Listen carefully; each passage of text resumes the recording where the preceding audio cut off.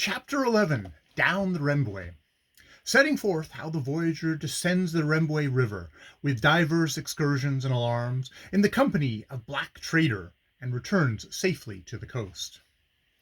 Getting away from Ngongo seemed as if it would be nearly as difficult as getting to it, but as the quarters were comfortable and the society fairly good, I was not anxious. I own the local scenery was a little too much of the Niger Delta type for perfect beauty, just the long lines of mangroves and the muddy river lounging almost imperceptibly to sea, and nothing else in sight. Mr. Glass, however, did not take things so philosophically. I was on his commercial conscience, for I had come in the bush, and there was money in me. Therefore, I was a trade product, a new trade stuff that ought to be worked up and developed. And he found himself unable to do this, for although he had secured the first parcel, as it were, and got it successfully stored, yet he could not ship it, and he felt this was a reproach to him.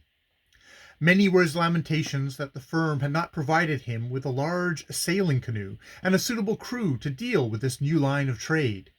I did my best to comfort him, pointing out that the most enterprising firm could not be expected to provide expensive things like these on the extreme remote chance of ladies arriving per bush at Ngongo. In fact, not until the trade in them was well developed.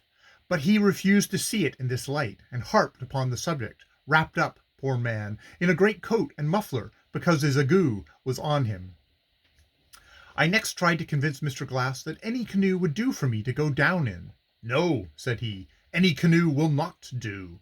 And he explained that when you got down the Rmbw to Como Point, you were in a rough, nasty bit of water, the Gaboon, which has fine confused sets of currents from the tidal wash in the streams of the Rmbw and the Como rivers, in which it would be improbable that a river canoe would live any time worth mentioning.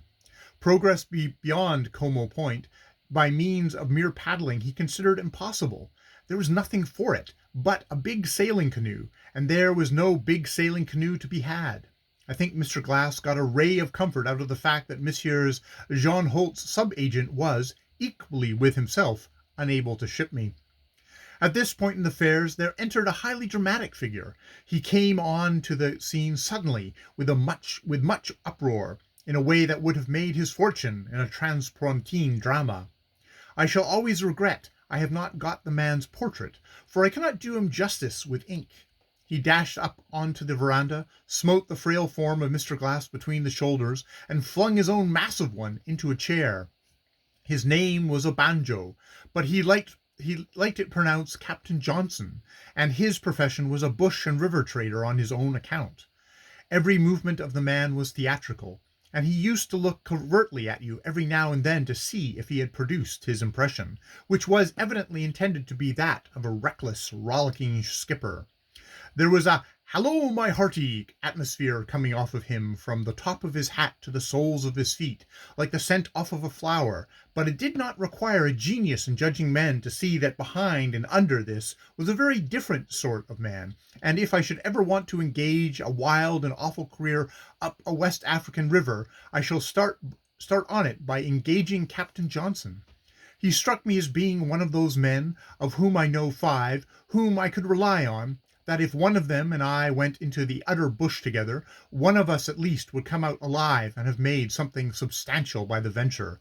Which is a great deal more than I could say, for example, of Naguta, who was still with me, as he desired to see the glories of Gaboon and buy a hanging lamp.